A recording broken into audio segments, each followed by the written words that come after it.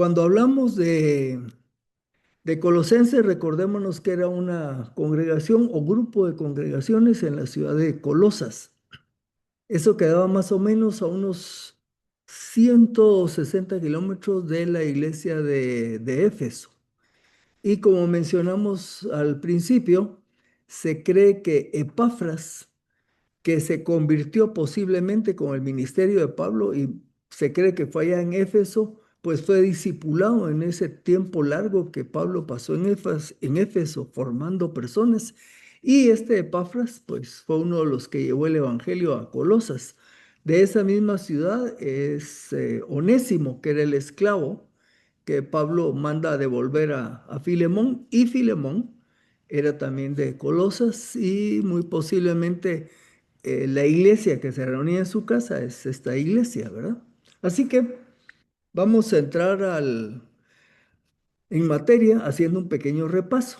Estos 20, 21, 22, 23, 4 versículos son los con los que finalizamos la semana anterior. Lo voy a leer.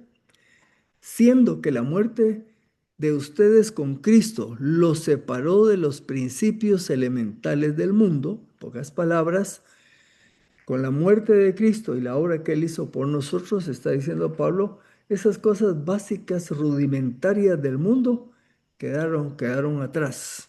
Pero Él pregunta, ¿por qué? Como que si aún vivieran en el mundo, se someten a ordenanzas como no uses, ni gustes, ni toques. Tales cosas son destinadas a perecer con el uso, pues son según los mandamientos y las doctrinas de hombres. Aquí mencionamos que esta era la tendencia del ascetismo, que buscaba por medio de restringirse algunas cosas buenas de la vida material. Ellos pensaban que iban a avanzar espiritualmente viviendo este tipo de vida de limitaciones. Sin embargo, agrega Pablo, de hecho, semejantes prácticas tienen reputación de ser sabias en cierta religiosidad o en una cierta religiosidad, en humillación y duro trato del cuerpo, pero no tienen ningún valor contra la sensualidad. Esa palabra que aquí en esta versión se traduce como sensualidad es la palabra porneia, que también tiene el uso para lo que es las prácticas de adulterio, de fornicación y cualquier otro tipo de desbalance en la vida sensorial de las personas muy relacionado con el área sexual. Bueno, entonces ya que Pablo les está diciendo a los colosenses sobre por qué razón todavía les inquieta algunas de estas cosas que él está mencionando acá, vamos a pasar entonces al capítulo 3, en donde dice, esta es la Reina Valera 2015, siendo pues que ustedes han resucitado con Cristo, busquen las cosas de arriba, donde Cristo está sentado a la diestra de Dios. Esto de sentado a la diestra de Dios es en una posición de honor. No quiere decir necesariamente que hay un trono físico real y que a la diestra está Jesús. El término significa en una posición de honor. El inicio del versículo que dice la Reina Valera 2015, siendo pues que ustedes han resucitado, la Reina Valera 1960 dice, sí, pues habéis resucitado. Y agrego abajito, la Nueva Biblia de las Américas dice, sí, ustedes, pues han resucitado. Ha habido un trabajo aquí en la interpretación sobre esa palabra sí. Hasta abajo les pongo en griego, se dice ei, y esto es lo que traducen como sí en la Valera 60 y en la NBLA. Esta partícula puede ser un condicional o una conjunción. Si es un condicional, el sentido sería, si es que acaso ustedes han resucitado. Si es una conjunción, entonces podría decirse de esta manera, ya que ustedes, o puesto que ustedes han resucitado con Cristo, y la tendencia de los estudiosos es más a esta opción, una conjunción agregando del pasaje anterior lo que sigue, puesto que ustedes han resucitado con Cristo, busquen las cosas de arriba donde Cristo está sentado a la diestra de Dios. Ustedes han resucitado con Cristo. Aquí Pablo reafirma lo que ya dijo en el capítulo 2, versículo 12, cuando escribe en el cual, o sea, en Cristo, fueron resucitados juntamente con Él por medio de la fe. Entonces ya Pablo había afirmado el hecho que los creyentes en Cristo han resucitado. Ahora, esto quiere decir que es un hecho que hemos resucitado. No hay duda. Ya lo va expresando dos veces entre el capítulo 2 y el capítulo 3. Ahora la pregunta que surge, bueno, está bien, ya entiendo, ya he resucitado en Cristo. Y entonces, o sea, ¿qué es lo que viene ahora? Bueno, la respuesta la da el mismo versículo. Busquen las cosas de arriba. ¿Y cuáles son las cosas de arriba? Por supuesto que no se está refiriendo a un lugar físico, sino a un área o un ámbito espiritual. Y estas cosas de arriba son las que corresponden al reino de Dios. Entonces estamos hablando de un reino espiritual. Recuerden a Mateo 6:33, ya que hablamos del reino de Dios, estamos diciendo que es el ámbito de las cosas de arriba. Mateo 6:33 dice, más bien, busquen primeramente el reino de Dios y su justicia, y todas las cosas les serán añadidas. Pablo a los colosenses les dice, busquen las cosas de arriba. El Señor Jesús, allá en el Sermón del Monte, dijo, busquen primeramente el reino de Dios y su justicia, y todas estas cosas les serán añadidas. La pregunta es, ¿cuáles son todas estas cosas? Jesús había hablado del alimento, del vestido, ¿verdad? Necesidades humanas para toda persona. Y les dijo, Dios tiene cuidado de las aves, tiene cuidado de las plantas. Es más, hay unas flores tan lindas que ni Salomón con toda su grandeza se vistió como esas flores. Y entonces, hablando de la preocupación del ser humano por el diario vivir, Jesús le dijo, busquen primeramente el reino de Dios, busquen las cosas de arriba. Y todas estas cosas, las cosas necesarias para la vida diaria, les serán añadidas. Les agrego aquí cómo lo traduce la nueva traducción viviente. Mm, Dice, busquen el reino de Dios por encima de todo lo demás y lleven una vida justa y Él les dará lo que necesitan. En otras palabras, bueno, hay un sitio donde responde preguntas de creyentes. El sitio se llama God Questions y respecto a este tema de la búsqueda del reino de Dios, ellos anotan, Jesús dijo que buscáramos primero el reino de Dios en su Sermón del Monte. Fue la cita que vimos, Mateo 6:33. El significado del versículo es tan directo como parece. Tenemos que buscar las cosas de Dios como una prioridad sobre las cosas del mundo. Básicamente, esto significa que tenemos que buscar la salvación que es propia, inherente en el reino de Dios, porque vale más que todas las riquezas del mundo. Se recordarán que Jesús dijo en una oportunidad que le vale al hombre ganar todo el mundo y perder su alma. Agregan estos escritores algo más y dice así, significa que debemos descuidar los deberes cotidianos y lógicos que ayudan a mantener nuestras vidas, porque alguien podría decir buscar el reino de Dios con prioridad, entonces me voy a ir a la iglesia y que me manden a predicar a una parte del interior que tiene necesidad y se va y deja a su familia, ¿verdad? Entonces por eso dicen, buscar primeramente el reino de Dios y su justicia, buscar las cosas de arriba está relacionado con que entonces descuidemos nuestra responsabilidad de la vida diaria. La respuesta que ellos dan es ciertamente no. Pero para el cristiano debe haber una diferencia en nuestra actitud referente a estas cosas de la vida diaria. Si cuidamos los asuntos de Dios como una prioridad, como por ejemplo buscando su salvación, viviendo en obediencia a Él, compartiendo las buenas nuevas del reino con otros, entonces Dios va a cuidar de nuestros asuntos como prometió. Y si ese es el arreglo, ¿dónde queda la preocupación? No sé si ustedes cuando han visto este versículo, pues lo han pensado, ¿verdad? ¿Qué? O sea, yo me ocupo de tus cosas y tú te vas a ocupar de mi sostenimiento. Pues sí, es lo que dice el versículo. Lo que hay que hacer es ponerlo en práctica. Avancemos al siguiente. Versículo 2. Reitera Pablo, ocupen la mente en las cosas de arriba, no en las de la tierra. Bueno, ocupen su mente en las cosas de arriba, no en las de la tierra. A ver, ¿qué ocupa más nuestros pensamientos? Aquí estoy colocando una cita de la primera epístola de Juan, capítulo 1, versículos 2 del 15 al 17, para responder la pregunta ¿qué ocupa más nuestros pensamientos? Dice, no amen al mundo ni las cosas que están en el mundo.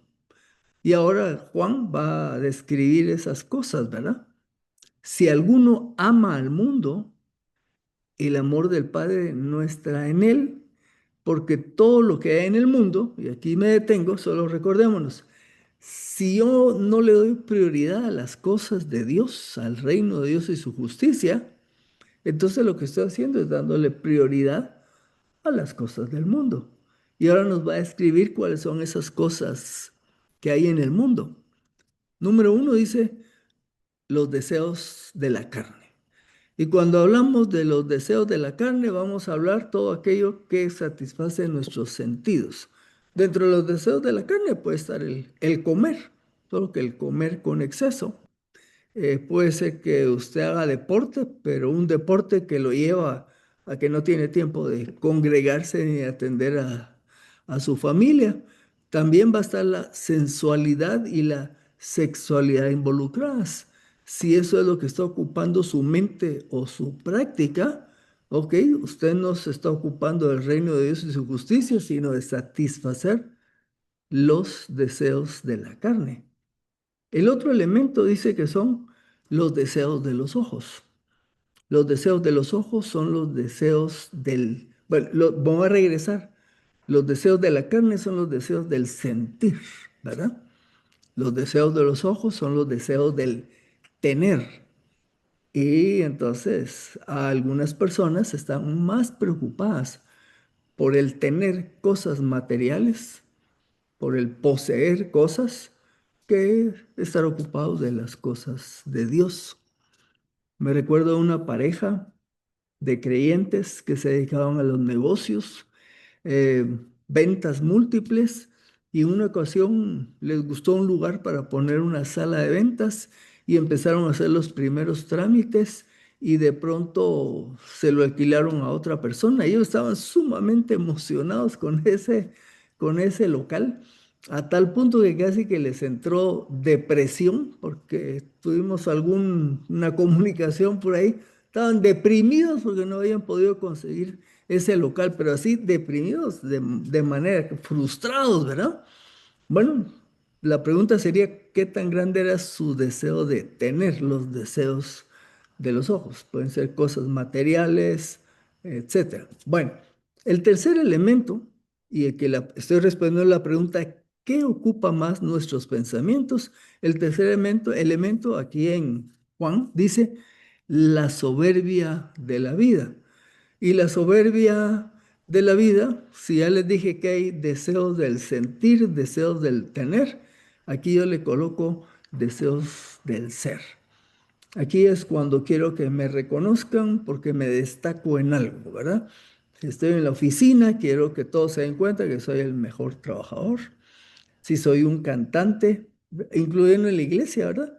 Que se note que soy de lo mejorcito que tiene ahí, porque necesito reconocimiento. Si está metido en el mundo de la política, quiere usted destacarse y lograr la posición por la que usted aspira, donde sea que usted se mueva, una de las áreas que puede afectarle es los deseos del ser, que sea reconocido, que sea importante, que sea destacado. Todas estas cosas es ocuparse de las cosas del mundo. Entonces, ¿cómo ocupo mi mente con las cosas de arriba?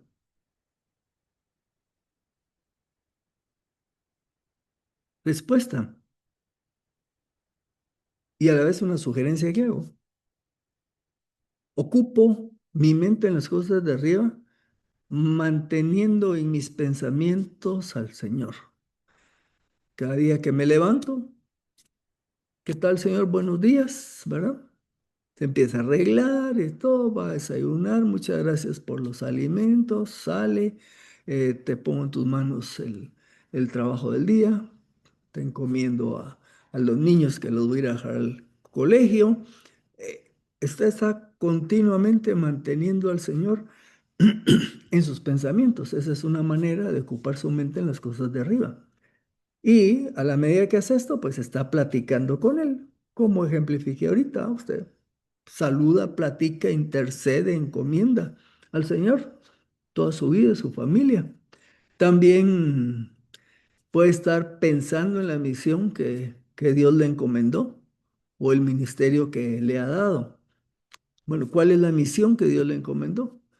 A la luz de Mateo 28, 19 en adelante, la comisión es ir y hacer discípulos.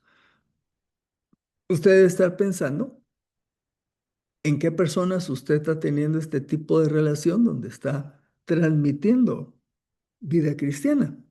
Pensar en estas personas es pensar en las cosas de arriba. El ministerio que le ha dado, posiblemente ya tiene un ministerio en el ámbito cristiano, pues está al tanto de estar desarrollando su función bien. Ahora, si pensamos como Lutero, Lutero dice que el ministerio es toda aquella tarea que el Señor nos ha dado por hacer, sea dentro del ámbito de cosas de iglesia o en el área que se le llama secular. Lutero no dividía la vida así, dice toda la vida es una.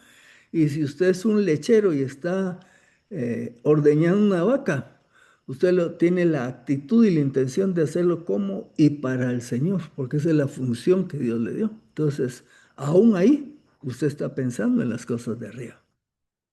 También estando al tanto de sus hermanos en la fe, el ocuparnos unos de otros, ¿verdad? ¿Cómo habrá seguido fulano? ¿Cómo estará fulana? Y ese estando al tanto implica también, pues, una llamadita, un WhatsAppito, cualquier medio en donde usted, hola, ¿qué tal? ¿Cómo seguiste? Que no sé qué. Todo eso es estarse ocupando de las cosas de arriba. Esta no es una lista exhaustiva. Ahí le anoto al final lo que vamos avanzando, piense en otras maneras de ocupar su mente en las cosas de arriba y de repente al final del estudio podemos intercambiar pensamientos. El versículo 3 afirma, porque han muerto y su vida escondida con Cristo, y su vida está escondida con Cristo en Dios. Ahora nos dice que hemos muerto, pero en el versículo 1 nos dijo que ya habíamos resucitado. Ok, ¿cómo está así la cosa? O sea, si ya resucitamos, ya no estamos muertos, pero dice Pablo aquí pues, que han muerto. ¿En qué sentido hemos muerto? Hemos muerto a la esclavitud del pecado. Hemos muerto a la esclavitud de la vieja naturaleza. Ya no somos de este mundo, ahora nuestra ciudadanía está en los cielos. Así que hemos muerto a la vieja naturaleza. Y esta es una obra no nuestra, es una obra que Cristo hizo en nuestro favor. En ese sentido, muertos al pecado, vivos para Dios, creo que dicen allá cuando bautizan a los hermanos en la iglesia, ¿verdad? Ahora, agrega el versículo, dice, su vida está escondida en Cristo. Mire, además de todos los beneficios que el Señor obtuvo para nosotros, como por ejemplo, perdón de pecados, vida nueva, vida eterna, comunión con el Padre, seguridad de salvación, etcétera, y otros que pueda usted pensar. Todos estos están bajo el resguardo. Nuestra vida está escondida en Cristo. Todo esto que el Señor logró está bajo el resguardo del Señor Jesucristo y nadie, nos lo puede quitar. Nadie nos va a quitar lo que Él ya nos dio. O sea que esto para nosotros es una buena noticia. Lo que el Señor logró por nosotros es un hecho, nos pertenece y nadie nos lo puede quitar porque Él es el que lo tiene bajo su cuidado. Llegamos al versículo 4 y es el último. Dice, y cuando se manifieste Cristo, la vida de ustedes, entonces también ustedes serán manifestados con Él en gloria. ¿Qué quiere decir esto? ¿Cuándo se manifieste? ¿Cuándo irá a hacer esto? Bueno, la respuesta es, este pasaje hace alusión a la segunda venida de Cristo.